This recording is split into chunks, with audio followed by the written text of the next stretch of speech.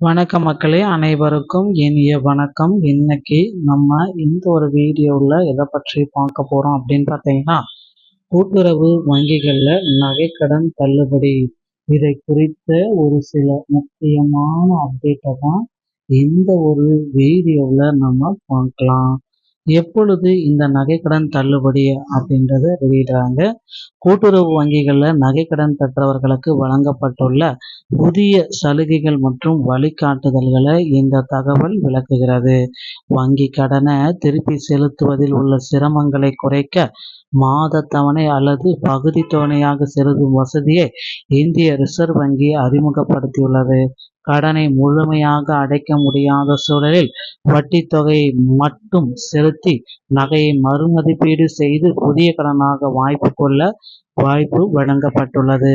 தனியார் வங்கிகளில் கால அவகாசம் குறைவாக இருக்கும் நிலையில் கூட்டுறவு வங்கிகளில் ஓராண்டு கால அவகாசம் அளிப்பதோடு குறைந்த வட்டி விகிதத்தையும் வழங்குகின்றன. நகைகள் ஏலத்திற்கு செல்வதை தடுக்கவும் நடுத்தர மக்களின் நிதிச்சுமையை குறைக்கவும் இந்த அதிரடி திட்டங்கள் மேற்கொள்ளப்பட்டுள்ளது.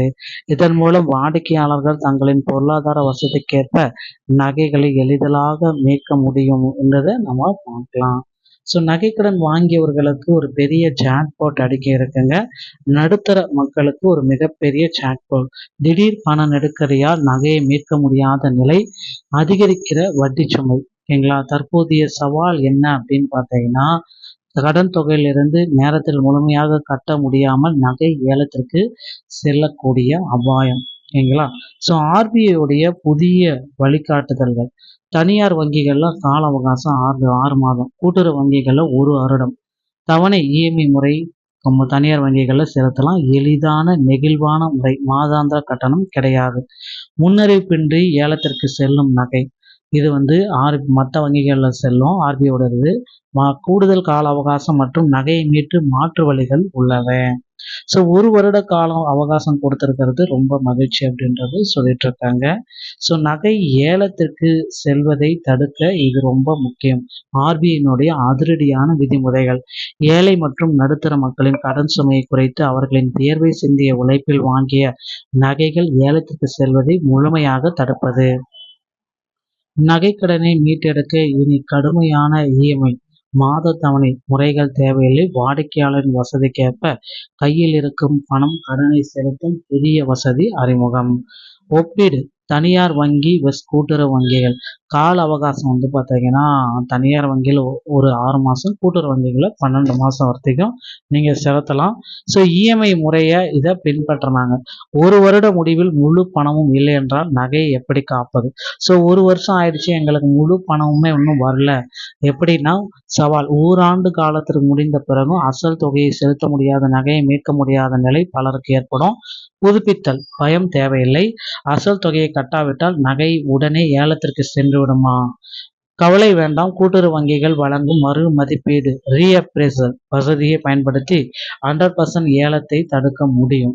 ஒருவேளை இதுதான் நடக்கும். அதனால இதை நீங்க பயன்படுத்திக்கலாம் அப்படின்னு சொல்றாங்க. ஏலத்திலிருந்து உங்களை பாதுகாக்க முடியும். நகை ஏலத்திலிருந்து நிரந்தரமாக்க மீட்கும் 3 ஸ்மார்ட் வழிமுறைகள். அசல் தொகை இல்லாவிட்டாலும் ஓராண்டு காலத்திற்கான வட்டி தொகையை மட்டும் சரியாக கணக்கிட்டு முழுமையாக செலுத்தி விடுங்கள். மறு மதிப்பீடு. வங்கி அதிகாரிகள் அன்றைய தங்கத்தின் சந்தை மதிப்பிற்கு ஏற்ப மார்க்கெட் வேல்யூ உங்கள் நகையை மதிப்பீடு செய்வார்கள். புதிய கடன் உருவாக்கும். பழைய கடன் முடித்துவிட்டு அதே நகைக்கு புதிய கடனாக மாற்றி தருவார்கள். இதனால் உங்கள் நகை ஏலப்பட்டியலிருந்து நிரந்தரமாக நீக்கப்படும். தமிழகத்துல நகைக்கடன் தள்ளுபடியை குறித்த முதல்வர் எப்பொழுது அந்த அறிவிப்பை வெளியிட இருக்காருங்க. 5 சவரனுக்குட்பட்ட நகைக்கடன் தள்ளுபடியை முதல்வர் விஜய் அவர்கள் விரைவில் வெளியிட இருக்காரு. கிட்டத்தட்ட 4 5 பவுன் வர்த்திகம் வச்சிருக்கிறவங்களுக்கு உடனடியாக இந்த தள்ளுபடியை கொடுக்க போறாங்க. 38 லட்சம் பேருக்கு பார்த்தீங்கன்னா பட்டியல் ரெடி ஆயிட்டு இருக்கு அப்படின்னு சொல்றாங்க. 45,000 கோடி ஒதுக்கீடு செய்யப்படாது சொல்லிட்டு இருக்காங்க. பொறுத்துங்க நம்ம பார்க்கலாம். தகவல் உங்களுக்கு பிடிச்சிருந்தா நீங்க நம்முடைய சேனலோடு இணைந்திருங்கள். மீண்டும் ஒரு நல்ல தகவலோட நான் உங்களை சந்திக்கிறேன். நன்றி, வணக்கம்.